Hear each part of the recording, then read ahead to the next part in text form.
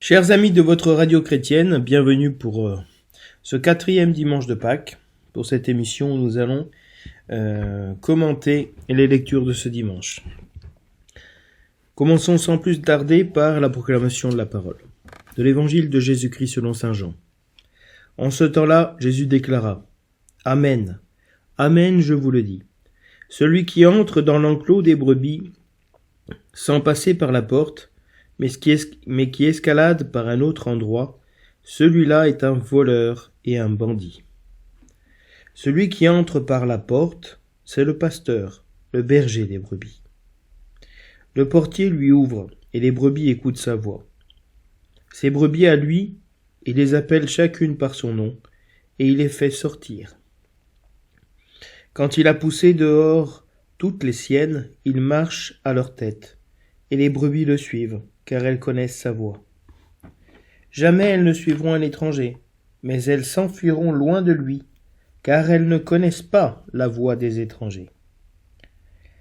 Jésus employa cette image pour s'adresser aux pharisiens, mais eux ne comprirent pas de quoi il leur parlait. C'est pourquoi Jésus reprit la parole. Amen, Amen, je vous le dis. Moi, je suis la porte des brebis. Tous ceux qui sont venus avant moi sont des voleurs et des bandits. Mais les brebis ne les ont pas écoutés. Moi, je suis la porte. Si quelqu'un entre en passant par moi, il sera sauvé. Il pourra entrer, il pourra sortir et trouver un pâturage. Le voleur ne vient que pour voler, égorger, faire périr. Moi, je suis venu pour que les brebis aient la vie en abondance.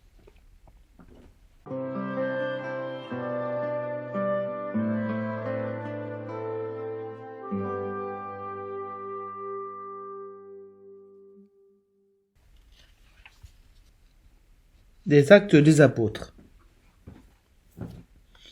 Le jour de la Pentecôte, Pierre, debout avec les 11 autres apôtres, éleva la voix et fit cette déclaration. Que toute la maison d'Israël le sache donc avec certitude.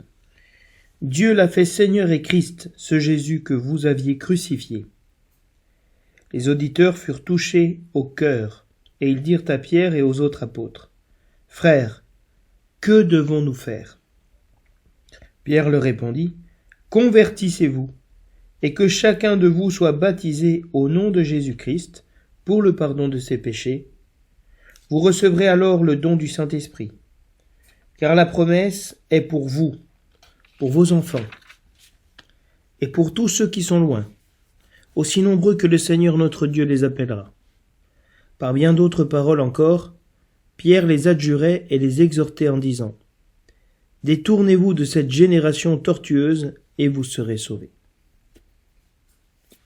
Alors ceux qui avaient accueilli la parole de Pierre furent baptisés. Ce jour-là, environ 3000 personnes se joignirent à eux.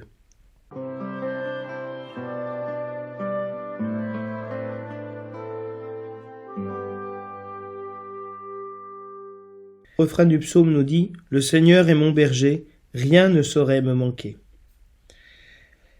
Le Seigneur est mon berger, je ne manque de rien. Sur des prés d'herbes fraîches, il me fait reposer. Il me mène vers les eaux tranquilles et me fait revivre. Il me conduit par le juste chemin pour l'honneur de son nom. Si je traverse les ravins de la mort, je ne crains aucun mal, car tu es avec moi. Ton bâton me guide et me rassure. Tu prépares la table pour moi devant mes ennemis. Tu répands le parfum sur ma tête, ma coupe est débordante. Grâce et bonheur m'accompagnent tous les jours de ma vie. J'habiterai la maison du Seigneur pour la durée de mes jours. Le Seigneur est mon berger, rien ne saurait me manquer.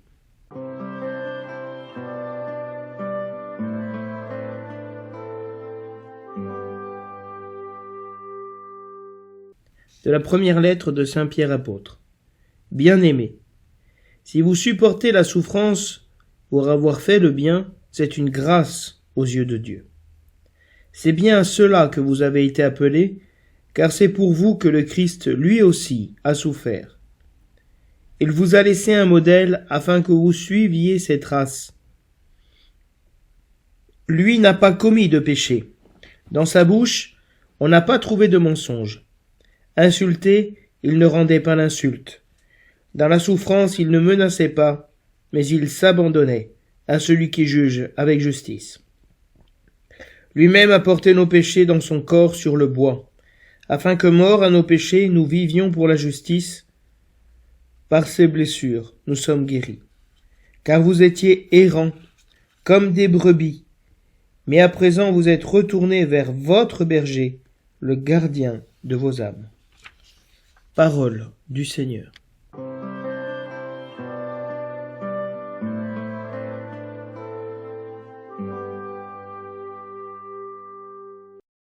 Le thème de ce dimanche est celui du bon pasteur, du bon berger. Et ce thème se retrouve tous les ans, que ce soit l'année A, l'année B ou l'année C, pour le 4e dimanche de Pâques, qui est devenu aussi le dimanche des vocations, où à Rome, le pape ordonne les prêtres. Et donc ce 4e dimanche de Pâques est dédié au bon pasteur, et chaque année, on lit une partie du chapitre 10 de Jean, et cette année, c'est le début du chapitre 10, les versets 1 à 10, qui parle de Jésus comme étant la porte des brebis. Dans la suite des versets qui sont utilisés pour les années B et C, Jésus dit explicitement « Je suis le bon berger ». Ici, Jésus nous dit « Je suis la porte des brebis ».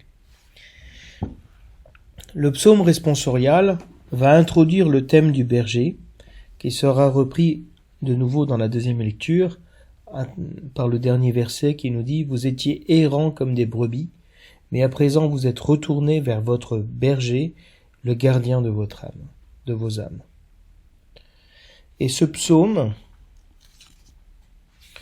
est le psaume de l'initiation chrétienne, pour plusieurs motifs. Le psaume 22, « Le Seigneur est mon berger, rien ne saurait me manquer ». Elle nous introduit dans la lecture de l'Évangile.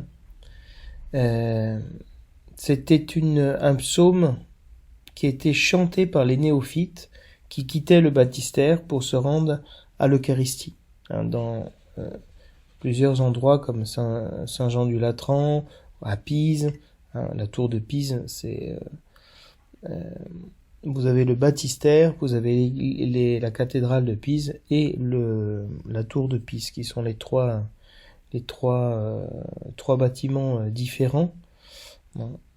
Et donc le baptistère était un lieu à part de l'église dans certains endroits.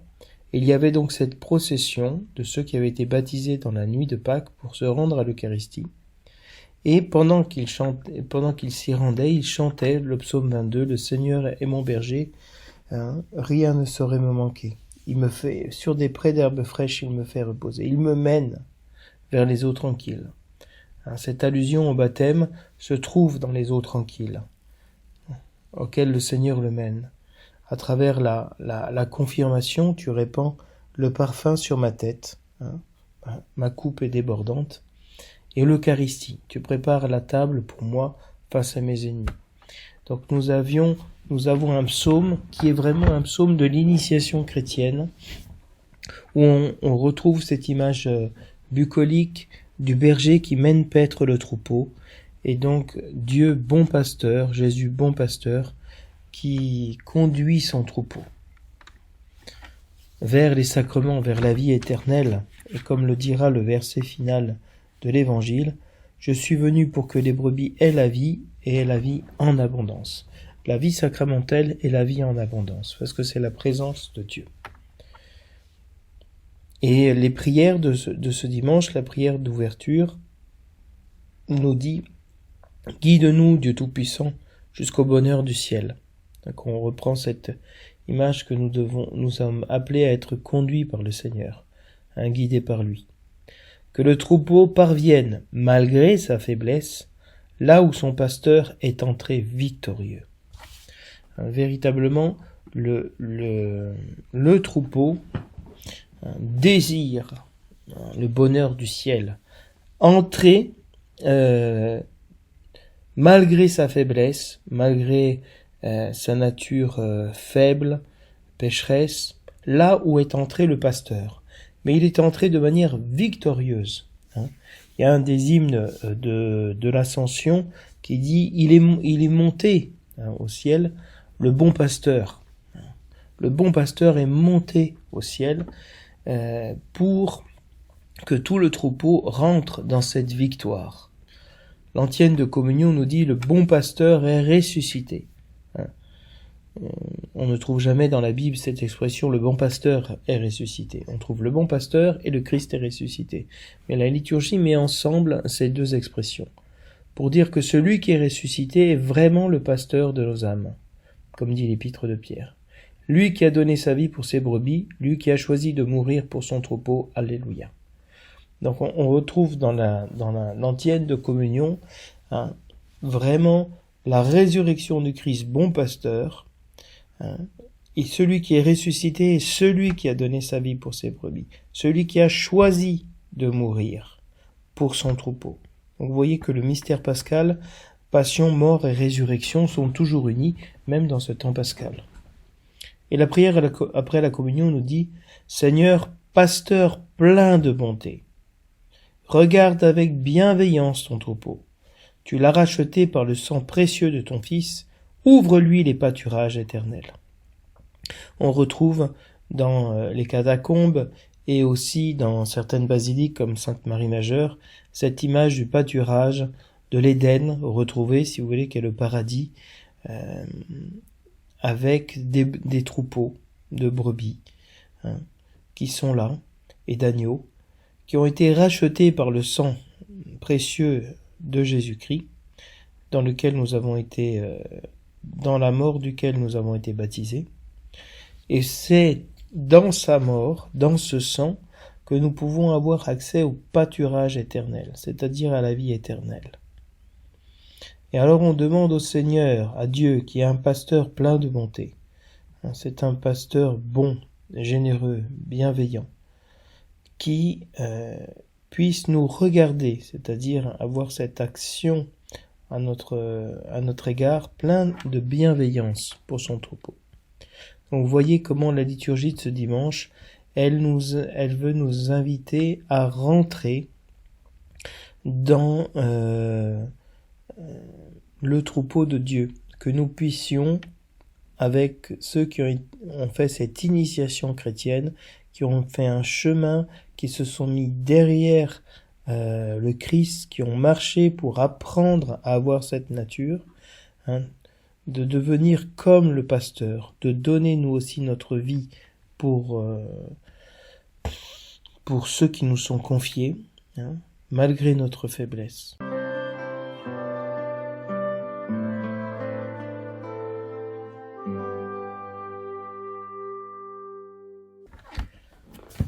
L'évangile de ce dimanche, qui ouvre le discours de Jésus sur le bon pasteur, qui se fait dans le temple, s'inscrit dans une polémique avec les Juifs et avec les grands prêtres sur la manière de conduire le troupeau de Dieu. Et dans cet évangile se mêlent deux images. La première, puisque Jésus dit celui qui entre dans l'enclos des brebis sans passer par la porte, celui qui entre par la porte, c'est le pasteur, le berger des brebis. Le portier lui ouvre, etc. Jésus-Christ est la porte des brebis. Il le dira plus tard, moi je suis la porte. Si quelqu'un entre en passant par moi, il sera sauvé.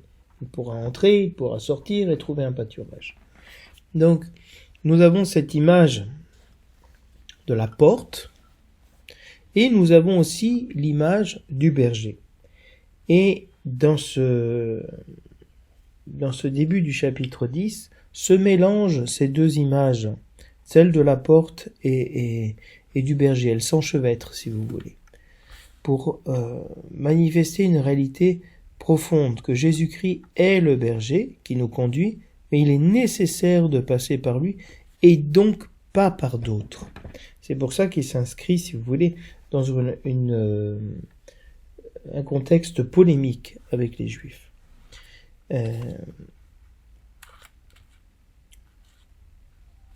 Le terme l'enclos des brebis, ici, en grec se dit taolé, olé, c'est le saint des saints. C'est l'image vraiment du temple. Et donc, cet enclos dans lequel rentrent les brebis est vraiment le temple de Dieu, et le lieu de la présence de Dieu. Et c'est pour ça que Jésus-Christ se met en polémique avec ceux qui sont censés paître le troupeau de Dieu, mais qui se paissent eux-mêmes. C'est toute la polémique, si vous voulez, du livre d'Ézéchiel au chapitre 34, sur lequel Dieu s'en prend aux pasteurs, aux bergers d'Israël, parce que le Seigneur est le berger d'Israël, mais il a délégué cette charge pastorale aux prêtres, aux grands prêtres. Mais malheureusement, comme dans la tentation du pouvoir, il y a toujours la tentation de s'approprier le troupeau. Et le troupeau n'est pas au berger, n'est pas au prêtre. C'est le troupeau de Dieu. Nous sommes seulement des représentants du pasteur, et nous sommes appelés à être de bons pasteurs. Pastores davo bobis, c'est le nom d'une encyclique de Jean-Paul II, je vous donnerai des pasteurs selon mon cœur. C'est un texte du chapitre 34 d'Ézéchiel, justement, qui parle de cela. Et le soin pastoral, si vous voulez, c'est la relation qu'a Dieu avec ses fidèles, qui sont ses brebis. Brebis est blanche, si vous voulez. C'est l'image du baptême. Elle est vêtue de blanc, du vêtement blanc, que Dieu mène paître. Or, ici, Jésus-Christ rentre en conflit avec ceux qui, justement, profitent de leur rôle de pasteur pour abuser des brebis. Et on retrouve cette image du bon pasteur et du mauvais pasteur dans un sermon de saint Thomas d'Aquin extraordinaire, et surtout dans le discours au pasteur de saint Augustin au IVe siècle. Cette image du pasteur est très importante pour l'Église, non seulement dans les images, si vous voulez, des catacombes, des premières mosaïques chrétiennes, Jésus-Christ, bon pasteur, mais aussi dans la réflexion théologique. La règle pastorale de saint Grégoire le Grand, par exemple, est fondée aussi sur cette réflexion du bon pasteur. Donc on est, si vous voulez, au cœur d'un mystère du christianisme où Dieu est le pasteur et nous a envoyé Jésus-Christ comme bon pasteur, et nous sommes appelés, non seulement les prêtres, mais tout le peuple de Dieu à être pasteurs, parce que dans l'évangile de Jean, à la fin, Jésus-Christ dit à Pierre, « Sois le berger de mes brebis, paie mon troupeau, paie mes agneaux. » Cette charge pastorale a été donnée à Pierre, mais à toute l'Église. Les parents sont appelés à être aussi les pasteurs, les bergers de leur famille, véritablement, d'avoir ce soin pastoral à l'image du bon pasteur qui donne sa vie pour ses brebis. Et donc ici, nous sommes dans ce contexte polémique. Celui qui entre dans l'enclos des brebis, sans passer par la porte, et donc qui escalade par ailleurs, est un voleur et un bandit. Il n'a pas une intention droite. Parce que pour pouvoir avoir une intention droite et être le berger des brebis, il est nécessaire de passer par la porte. L'image de la porte est utilisée dans la Bible pour montrer l'accès au monde de Dieu. Dans le songe de Jacob, en Genèse 28, il est dit ici, ici c'est la porte du ciel. Il est vraiment nécessaire c'est ce lieu de passage à travers lequel on a accès à Dieu. Et donc, passer par la porte veut dire avoir l'accès à Dieu et avoir l'accès aux brebis. Le portier lui ouvre et les brebis écoutent sa voix. Celui qui entre par la porte, c'est le pasteur, le berger des brebis. Ce n'est pas un autre, c'est le vrai, celui à qui le troupeau a été confié. C'est lui le pasteur des brebis. Et les brebis écoutent la voix du berger. Et ici on retrouve l'importance pour le peuple d'Israël du schéma Israël. Écoute Israël, tu aimeras le Seigneur ton Dieu de tout ton cœur, de toute ton âme, de toutes tes forces. Et les brebis écoutent la voix, reconnaissent la voix du berger, parce qu'elles lui appartiennent, elles sont à lui. Et il les appelle chacune par son nom. Il y a vraiment une relation individuelle et personnelle avec les brebis. Si vous avez la chance de pouvoir aller dans une bergerie, de voir que le berger connaît le nom de chacune de ses brebis. Chacun de ces animaux a un nom et il sait les reconnaître. Et elles ont un ordre. Les premières à rentrer, les premières à guider le troupeau, les premières à rentrer dans l'enclos pour se faire traire, pour pouvoir donner leur lait. Il y a vraiment une connaissance et c'est impressionnant. Vous voyez un troupeau de 100 brebis, même 50 brebis que le berger connaît chacune par son nom. Il a donné un nom à chacune. Il les reconnaît parce que le pasteur regarde, observe ces brebis. Il est capable de voir dans quelle situation elle se trouve. Elle sait comment elle marche et si elle marche différemment ou si elle n'est pas à sa place derrière telle ou telle brebis, elle comprend qu'il y a quelque chose qui ne va pas. Donc il y a une véritable relation et connaissance entre le pasteur et sa brebis. Elle entend et lui il appelle. Jésus-Christ est celui qui nous appelle par notre nom et nous fait sortir de l'enclos pour pouvoir justement aller vers le pâturage. Une des fonctions justement du pasteur, c'est faire entrer et sortir les brebis. C'est un signe de grande liberté. Quand il a poussé dehors toutes les siennes, il marche à leur tête. Les brebis le suivent car elles connaissent sa voix. Non seulement elles écoutent sa voix, mais elles connaissent sa voix. Elles l'aiment. Connaître et aimer, c'est le même terme. C'est la même chose. Et donc elles suivent, elles marchent derrière le berger. Celui qui veut venir derrière moi, qu'il prenne sa croix et qu'il me suive. Vraiment, viens derrière moi. Suis-moi. Suis-moi veut dire en grec opisomo. Viens à ma suite. C'est-à-dire Jésus-Christ marche en tête et nous suivons. C'est toute la dimension de l'initiation chrétienne, de suivre Jésus-Christ, de marcher derrière lui pour lui devenir semblable. Et donc il y a une véritable connaissance de la voix, c'est-à-dire du rapport, de la relation de Dieu avec sa brebis. La brebis reconnaît la voix du berger. Elle ne suivra pas un étranger, parce que ce n'est pas la même voix. Quand vous appelez quelqu'un que vous aimez par son nom, avec le ton de voix que vous utilisez, on reconnaît cet amour que vous avez pour la personne. Et donc si quelqu'un d'autre vous appelle, vous ne reconnaissez pas ce ton de l'amour, vous ne le suivez pas. Au contraire, elle s'enfuit loin de lui, de fuir vraiment la tentation. Elles ne connaissent pas la voix des étrangers.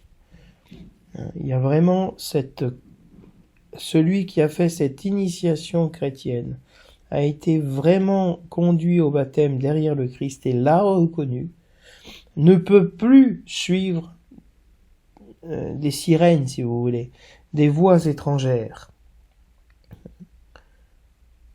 elles s'enfuiront au contraire, parce qu'elles comprennent que seul le berger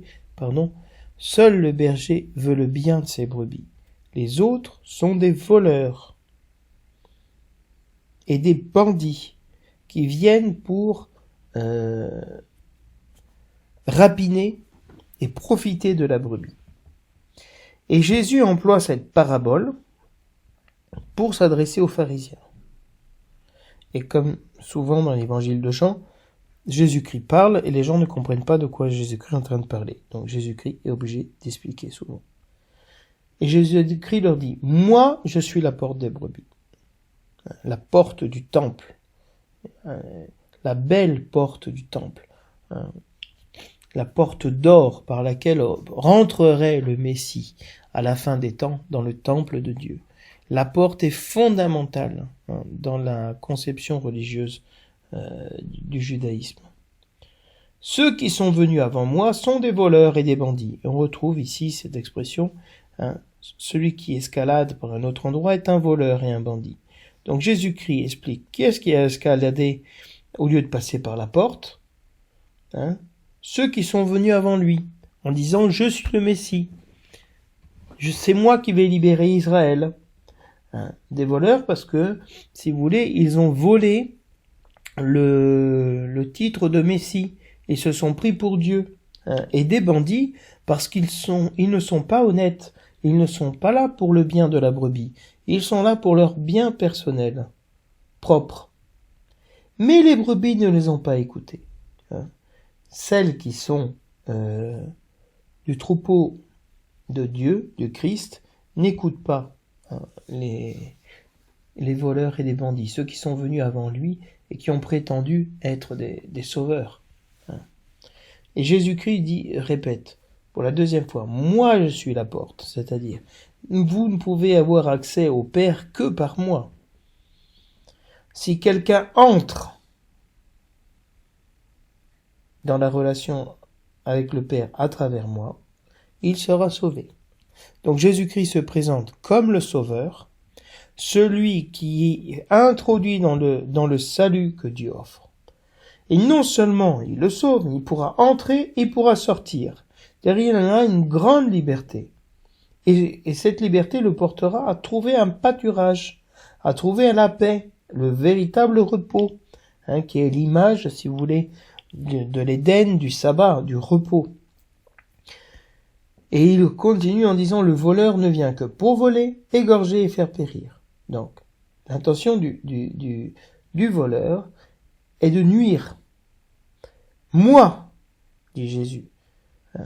Eux, moi je suis la porte. Moi, je suis la porte des brebis. Moi, je suis venu pour que les brebis aient la vie et la vie en abondance. Certains sont venus pour enlever la vie, pour nous voler notre vie, pour nous tuer. Et Jésus-Christ est venu pour nous faire vivre. Et pas d'une petite vie, d'une vie en abondance, en plénitude.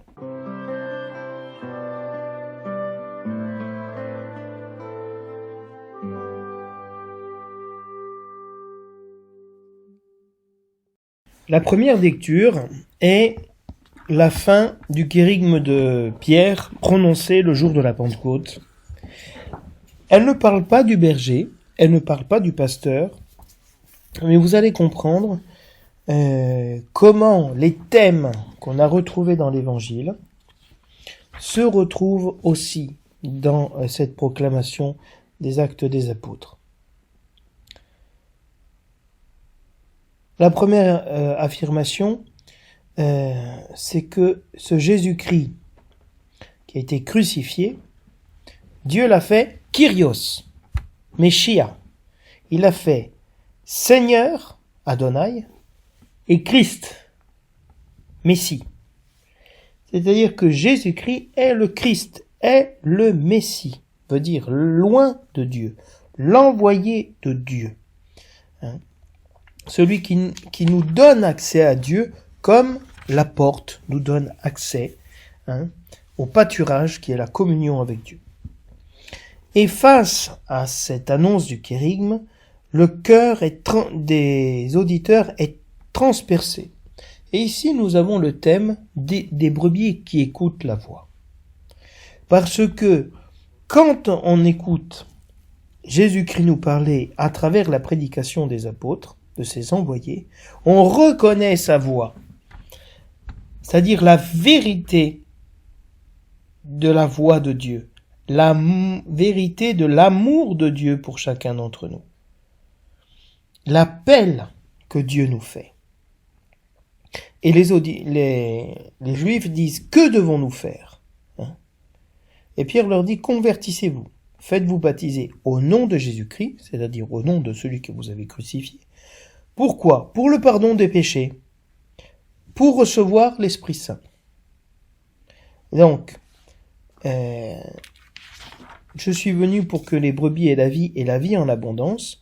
Voilà ce qu'ils vont recevoir, l'Esprit Saint qui leur permettra d'entrer et de sortir, et surtout de recevoir le pardon des péchés. Ça, c'est la première nourriture que nous recevons de Dieu, le pardon de nos péchés. Et Jésus-Christ, qui est le pasteur des brebis, cette promesse, il l'a fait aux Juifs, à leurs enfants, et à tous ceux qui sont loin, les lointains, c'est-à-dire les païens, que Dieu appellera aussi nombreux que Dieu voudra les appeler. Donc il y a véritablement, à travers la prédication apostolique, le retentissement de la voix du Christ. Et un peuple que Dieu s'est choisi écoutera sa voix. C'est-à-dire l'entendra, la reconnaîtra, la connaîtra, l'aimera et la suivra.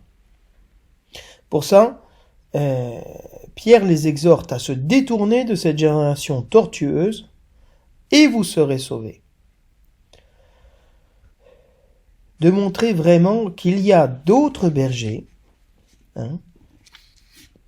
d'autres apôtres, qui ne sont pas envoyés par le bon berger, par Dieu, et qui sont là pour détourner, qui sont tortueux, qui sont des bandits, qui sont là pour nous détourner, et donc pour nous perdre, parce que Dieu est là pour nous sauver.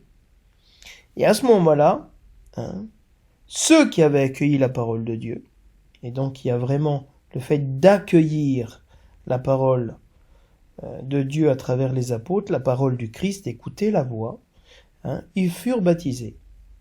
Ce jour-là, environ 3000 personnes se joignirent à eux. Il y a vraiment,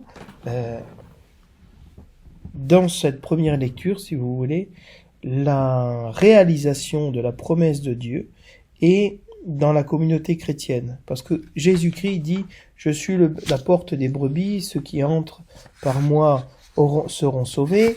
Les brebis connaissent ma voix. » Mais bon, il n'y a pas d'exemple.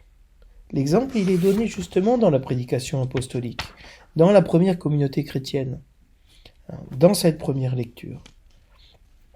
Donc Jésus-Christ a été vraiment constitué Kyrios, Seigneur, et il est vraiment le sauveur de ses troupeaux parce qu'il appelle à lui ses brebis.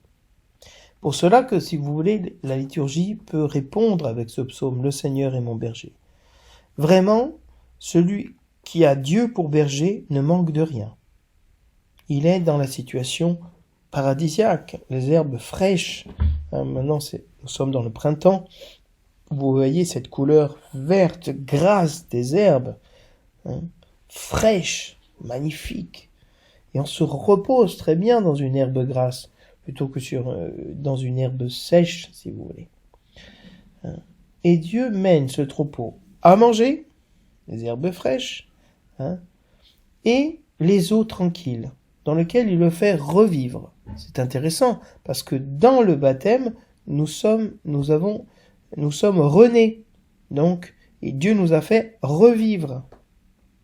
Et il nous conduit par un chemin juste, un chemin droit, si vous voulez. Et non pas par un chemin escarpé. Et même ce chemin juste, qui peut nous conduire par les ravins de la mort, nous pouvons traverser les ravins de la mort sans craindre aucun mal. Parce que nous sommes dans la confiance avec le berger, et son bâton, qui est l'image de la croix, nous guide et nous rassure.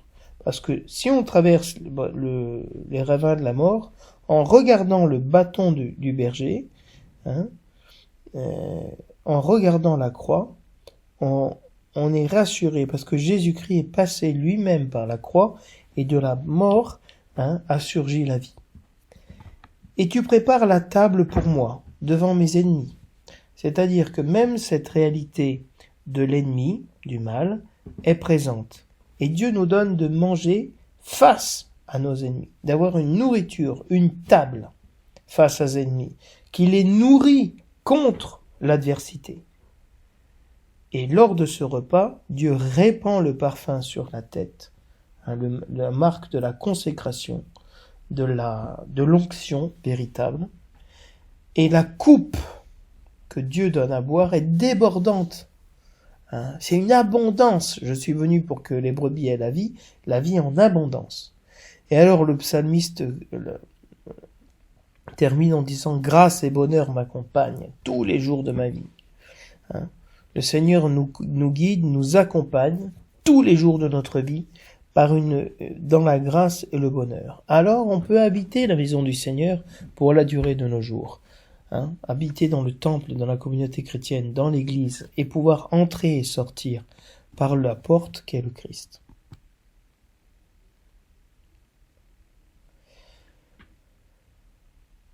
L'épître de Pierre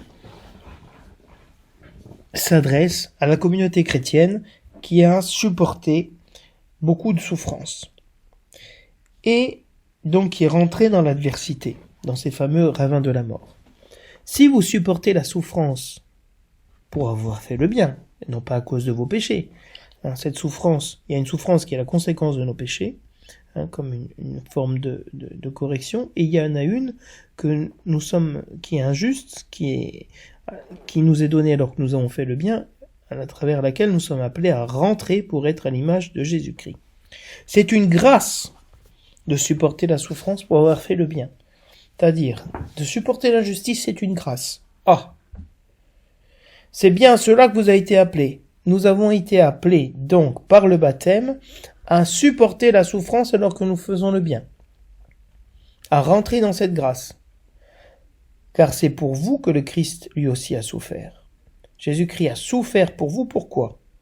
Non seulement pour nous racheter, mais pour nous laisser un modèle, pour suivre cette trace. Et donc, la brebis, elle marche derrière le berger pour suivre ses traces, pour devenir comme lui. Parce que lui n'avait pas commis de péché, ni de mensonge, et il a été insulté. À cette insulte, il n'a pas résisté au mal. Et dans la souffrance, il ne s'est pas rebellé, il s'est abandonné. Abandonné à qui ? À celui qui juge avec justice, qui est le Père. Il savait que le Père le conduirait vers les eaux de la vie. Et donc Jésus-Christ a porté, non pas ses péchés à lui, il était sans péché, il a porté les nôtres, nos péchés, dans son corps, véritablement, sur le bois, sur la croix, pour que, mort à nos péchés, nous vivions pour la justice.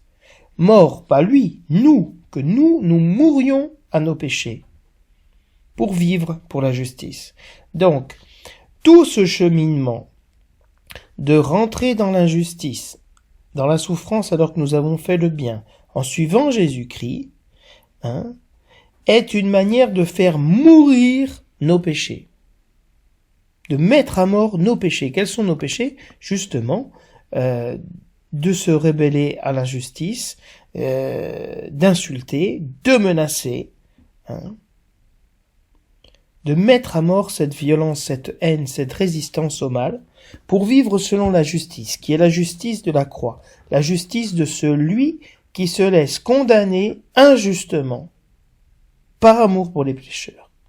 Et c'est dans ce sens où Pierre reprend le prophète Isaïe qui disait « Dans ses blessures, nous sommes guéris ».